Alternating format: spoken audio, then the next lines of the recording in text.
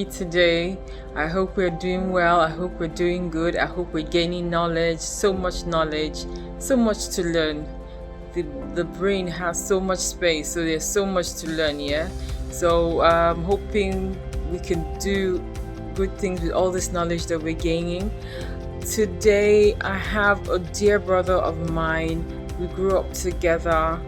I've known him for over 20 years, and he is really doing well in the building industry, in real estate sector to be precise.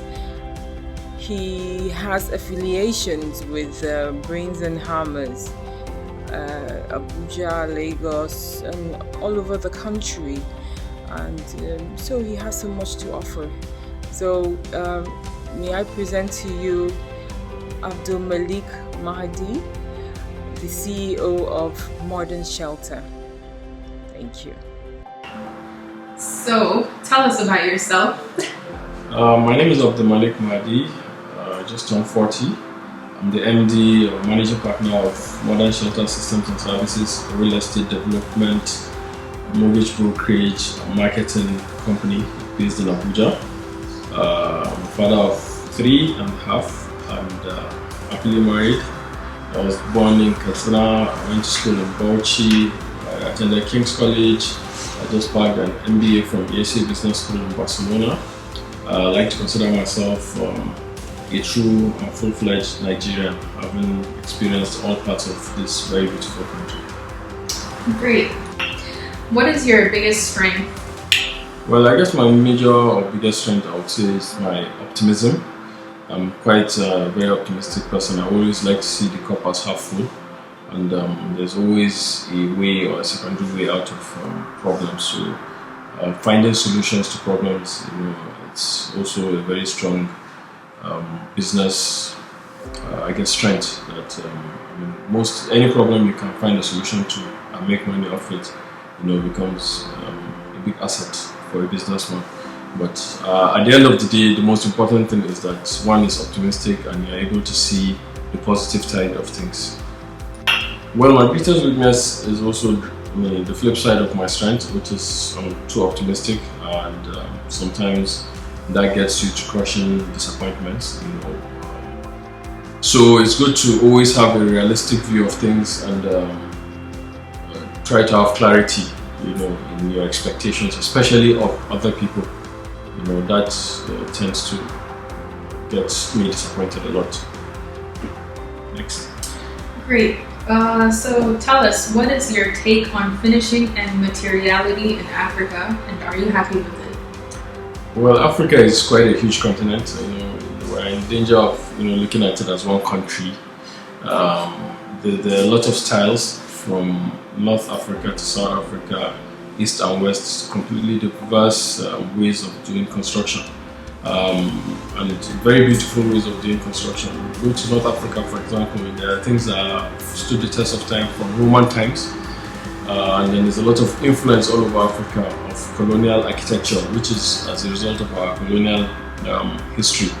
But I see that a lot of our architects are incorporating more and more of our African heritage into modern buildings, which is very, very interesting. And I think in terms of the skill sets of people, we need to do more of technical education, especially in Nigeria here in West Africa. We find out that people, like the artisans, need a lot of education.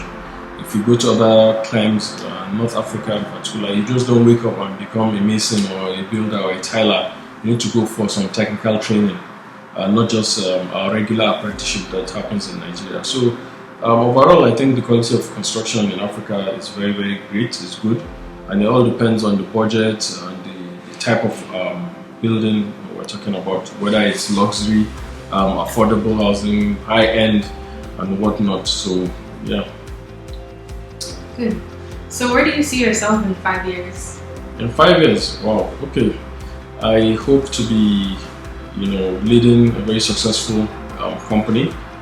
We hope to, in 5 years, to have helped at least 5,000 people access residential housing in Nigeria.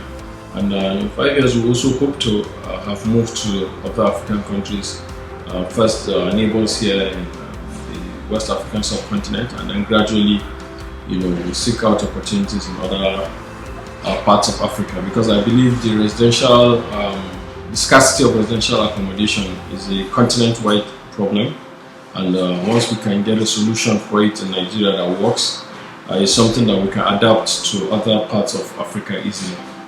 We can scale up. Thank you. So, what book would you say made an impact on you?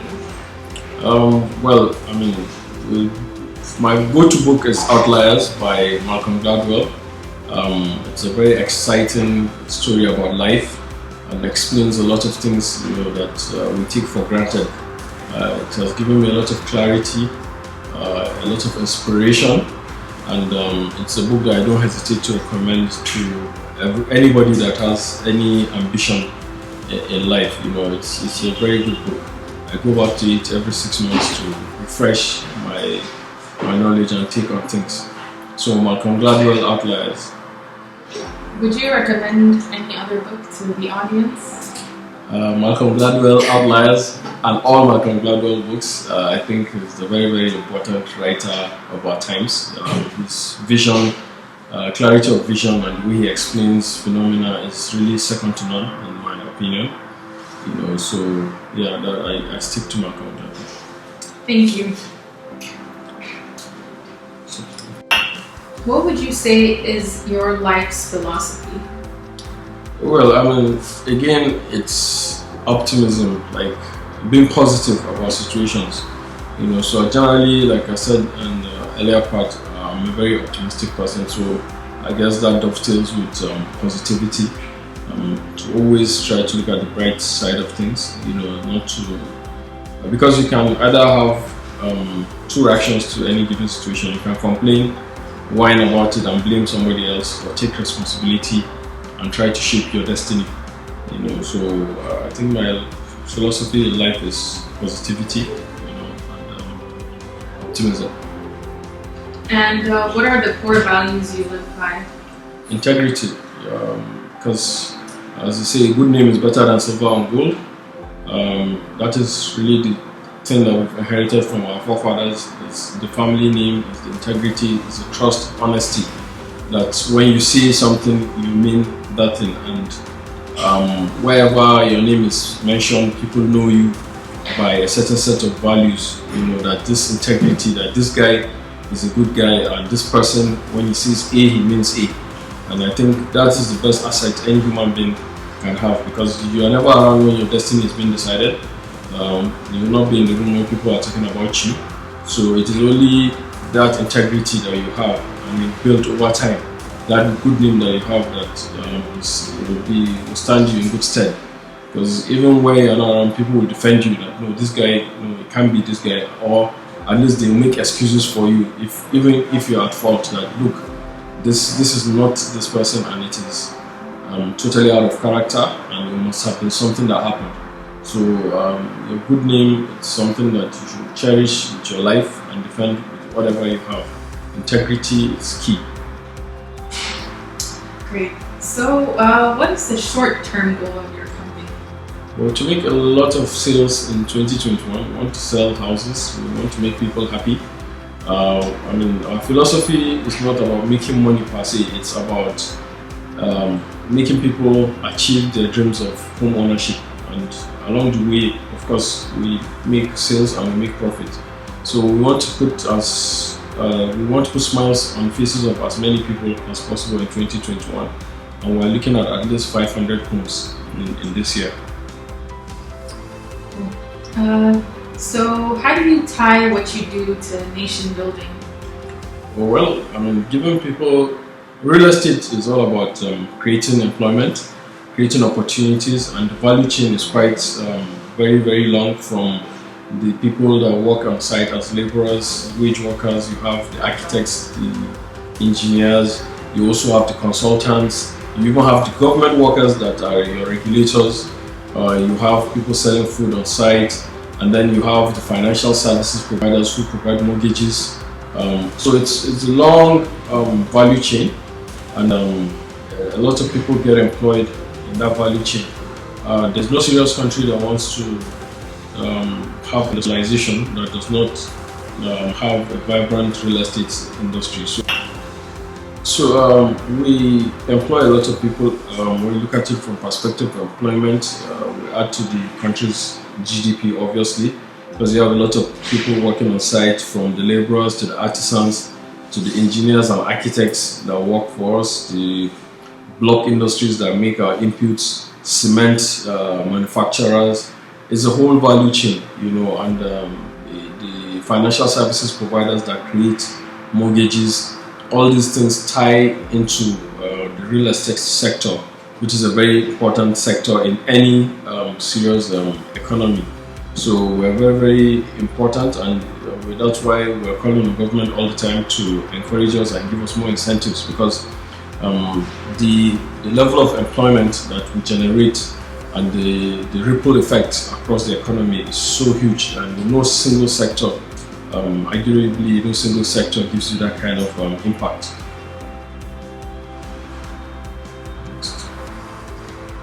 Seeing as you're in one of the most competitive industries in Nigeria, how can modern shelter make housing more affordable for the masses?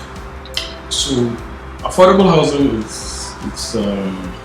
it's something that has been overflogged in Nigeria. Not overflogged in the sense that it's not necessary, but when you say affordable housing, it means a lot of things to different people. So, what is affordable to somebody that is earning 10 million naira a month or a year is not the same with what somebody that is on minimum wage.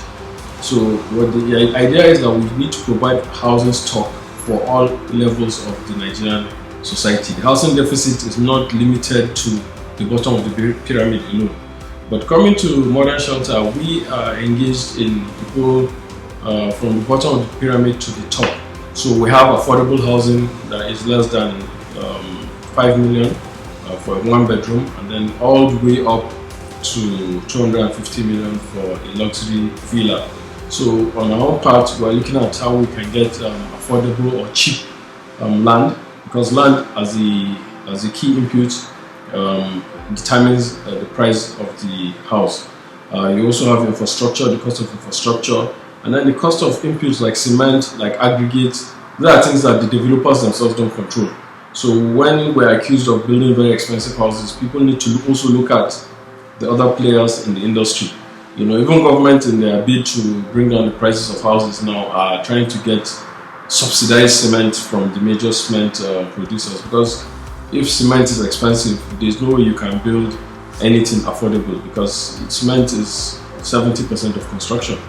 So as a player alone, we can only design, we can only do as much as we want to do, but without the inputs being cheap or affordable, then the dream of affordable housing, I'm afraid, would not be as realistic as we would want it to be.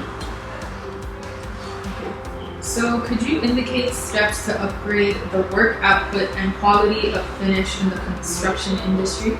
Yes, I think the most important thing to improve the quality and output of finishing in construction is for artisans to go to school. You don't just wake up and decide to be a tiler and just go and follow your uncle that has been doing it and just become a tiler. I think technical education is very important from the junior secondary school level, and then some people don't need to go to universities. Go to technical schools, go to polytechnics. Train artisans, invest in that. As a country, I don't think we're doing enough of that. I think education is the key. We need to do a lot of trainings for artisans, technical education. Apprenticeships needs to be professionalized. People don't just wake up and just pick a trade and just say they are experts in that trade. We need to go back to what we're doing in the 60s and 70s, where people get licensed before you become a member of the trade association. So because then standards will be in place, and people will go through a period of apprenticeship, and then will be certified fit for purpose. That is the only way we can up our game when it comes to finishing, because that is why now we have to bring people from Togo and Benin Republic, because they have those standards. We don't. and we are outsourcing all our jobs to them. So it's something that we need to critically look at and urgently. We want to implore you to be an advocate for continual change and growth in the industry in order to help reduce unemployment. So we would like you to advise young entrepreneurs. Well, for young entrepreneurs, the bottom line is for you to have a staying power. You need to have focus. So I would maybe give you my 4 F's, which is focus, follow up, follow through, and feedback. So you have a loop. You need to have focus. Focus in itself, I can break it down to say, follow one course until successful. A lot of us, as young people, today they want this, tomorrow they want the other.